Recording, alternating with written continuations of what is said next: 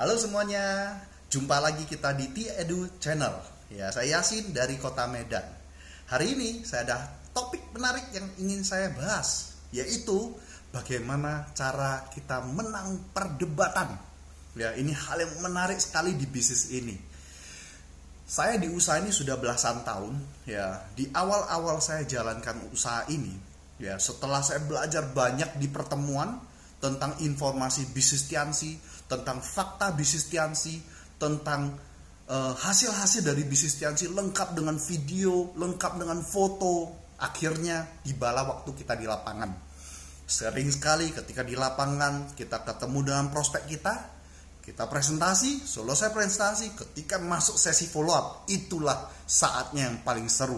Ya, dimana apabila kita ketemu orang yang tidak sependapat dengan kita, orang yang berdebat dengan kita tentang bisnis ini.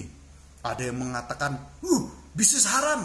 Ada yang mengatakan, wah, bisnis ini, bisnis penipuan, sudah banyak yang kena tipu. Ada yang mengatakan, bisnisnya bukankah kemarin-kemarin sudah tutup?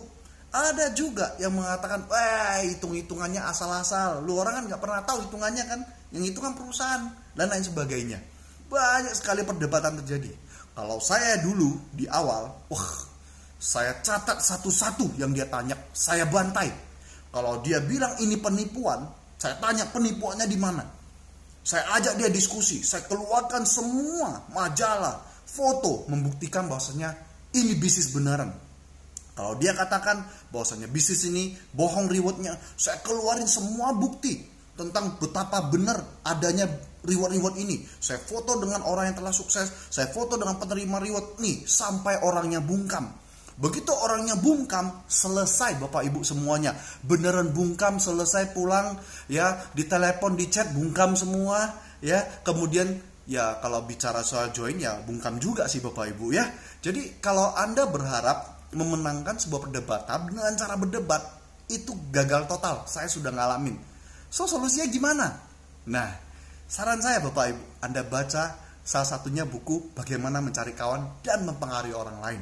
Di buku itu dikatakan adalah satu-satunya cara menghadapi perdebatan adalah menghindari berdebat.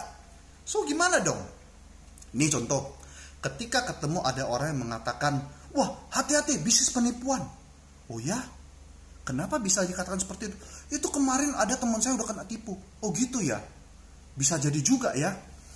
Entar, saya catat dulu bisnis penipuan.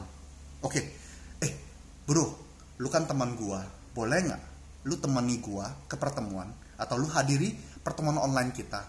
Lu bantu gua lihat di mana penipuannya. Bantu gua cari tahu. Soalnya jujur saja pengalaman saya tidak mampu melihat adanya penipuan, tapi siapa tahu pengalaman bisa melihatnya.